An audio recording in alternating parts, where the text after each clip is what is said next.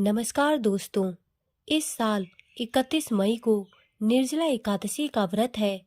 शास्त्रों में निर्जला एकादशी व्रत को सबसे कठिन और पुण्य फलदायी बताया गया है। इस व्रत में जल का त्याग करना पड़ता है। इस दिन बिना कुछ खाए पिए व्रत रखने से सभी पापों से मुक्ति मिल जाती है। मान्यता है कि मात्र इस एकादशी को कर लेने से साल भर की एकादशियों के बराबर फल प्राप्त होता है। इस एकादशी को भीमसेनी एकादशी भी कहा जाता है। इस दिन व्रत रखकर पूजा करने और निर्जला एकादशी व्रत की कथा पढ़ने या सुनने से भगवान विष्णु की विशेष कृपा प्राप्त होती है। निर्जला एकादशी व्रत की कथा इस प्रकार है। जब वेद व्यास जी ने पांडवों को चारों पुरुषार्थ धर्म, अर्थ, काम और मोक्ष देने वाले एकादशी व्रत का संकल्प कराया था, तब युधिष्ठिर ने कहा कि हे जनार्दन, ज्येष्ठ मास के शुक्ल पक्ष में जो एकादशी पड़ती हो, कृपया उसका वर्णन कीजिए। भगवान श्री कृष्ण ने कहा कि हे राजन, इसका वर्णन परम धर्मात्मा व्यास जी करेंगे, क्योंकि ये संपूर्ण शास्त्रों के तत्वज्ञ और वेद वेदांगों के पारंगत विद्वान हैं। तब वेद व्यास जी कहने लगे, कृष्ण और शुक्ल पक्ष की एकादशी में अन्न खाना वर्जित है। द्वादशी को स्नान करके पवित्र होकर फूलों से भगवान केशव की पूजा करें, फिर पहले ब्राह्मणों को भोजन देकर अंत में स्वयं भोजन करें। यह सुनकर भीमसेन बोले, परम बुद्धिमान पितामह, मेरी उत्तम बात सुनिए। राजा युधिष्ठिर, माता कुंती, द्रौपदी, अर्जुन, नकुल और सहदेव ये एकादशी को कभी भोजन नहीं करते तथा मुझसे भी हमेशा यही कहते हैं कि भीमसेन, एकादशी को तुम भी न खाया करो। परंतु मैं उन लोगों से यही कहता हूँ कि मुझसे भूख नहीं सह जाएगी। भीमसेन की बात सुनकर व्यास जी ने कहा, यदि तुम नरक को दूषित समझते हो और तुम्हें स्वर्गलोक की प्राप्ति अभिष्ट है, तो दोनों पक्षों की एकादशियों के दिन भोजन नहीं करना। भीमसेन बोले, महाबुद्धिमान पितामह, मैं आपके सामने सच कहता हूँ, मुझसे एक बार भोजन करके भी व्रत नहीं किया जा सकता, तो फिर उपवास करके मैं कैसे रह सकता हूँ। मेरे उदर में व्रक नामक अग्नि सदा प्रज्वलित रहती है, अतः जब मैं बहुत अधिक खाता हूँ तभी यह शांत होती है।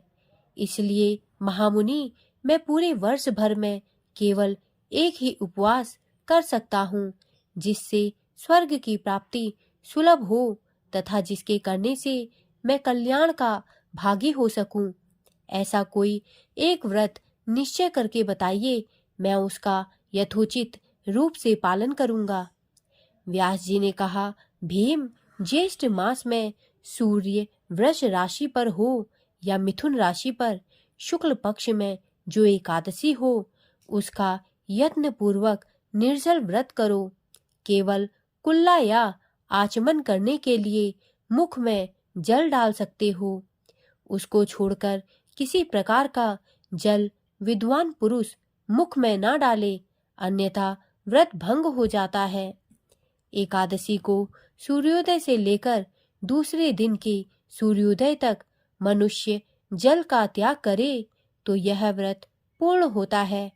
इसके बाद द्वादशी को प्रभात काल में स्नान करके ब्राह्मणों को विधि पूर्वक जल और सुवर्ण का दान करें। इस प्रकार सब कार्य पूरा करके जितेंद्रिय पुरुष ब्राह्मणों के साथ भोजन करे। वर्ष भर में जितनी एकादशियां होती हैं, उन सब का फल इस निर्जला एकादशी से मनुष्य प्राप्त कर लेता है, इसमें तनिक भी संदेह नहीं है। शंख, चक्र और गदा धारण करने वाले भगवान केशव ने मुझसे कहा था कि यदि मानव सबको छोड़कर एकमात्र मेरी शरण में आ जाए और एकादशी को निराहार रहे, तो वह सब पापों से छूट जाते हैं। कुंती नंदन निर्जला एकादशी के दिन श्रद्धालु स्त्री पुरुषों के लिए जो विशेष दान और कर्तव्य विहित है उन्हें सुनो।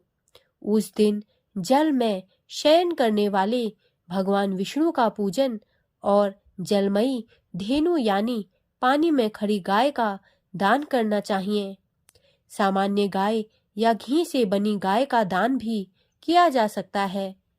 इस दिन दक्षिणा और कई तरह की मिठाइयों से ब्राह्मणों को संतुष्ट करना चाहिए। उनके संतुष्ट होने पर श्री हरि मोक्ष प्रदान करते हैं। जिन्होंने श्री हरि की पूजा और रात्रि में जागरण करते हुए इस निर्जला एकादशी का व्रत किया है, उन्होंने अपने साथ ही बीती हुई 100 पीढ़ियों को और आने वाली 100 पीढ़ियों को भगवान वासुदेव के परम धाम में पहुंचा दिया है। निर्जला एकादशी के दिन अन्न, वस्त्र, गौ, जल, सैया, सुंदर आसन, कमंडल तथा छाता दान करने चाहिए। जो श्रेष्ठ तथा सुपात्र ब्राह्मण को जूता दान करता है, वह सोने के विमान पर बैठकर स्वर्ग लोक में प्रतिष्ठित होता है। जो इस एकादशी की महिमा को भक्ति पूर्वक सुनता अथवा उसका वर्णन करता है, वह स्वर्ग लोक में जाता है। चतुर्दशी युक्त अमावस्या को सूर्य ग्रहण के समय श्राद्ध करके मनुष्य जिस फल को प्राप्त करता है, वही फल इस कथा को सुनने से भी मिलता है। भीमसेन ज्येष्ठ मास में शुक्ल पक्ष की जो शुभ एकादशी होती है, उसका निर्जल व्रत करना चाहिए। उस दिन श्रेष्ठ ब्राह्मणों को शक्कर के साथ जल के घड़े दान करना चाहिए। ऐसा करने से मनुष्य भगवान विष्णु के समीप पहुंचकर आनंद का अनुभव करता है। इसके बाद द्वादशी को ब्राह्मण भोजन कराने के बाद स्वयं भोजन करे। जो इस प्रकार पूर्ण रूप से पाप नाशिनी एकादशी का व्रत करता है, वह सब पापों से मुक्त आनंदमय पद को प्राप्त होता है।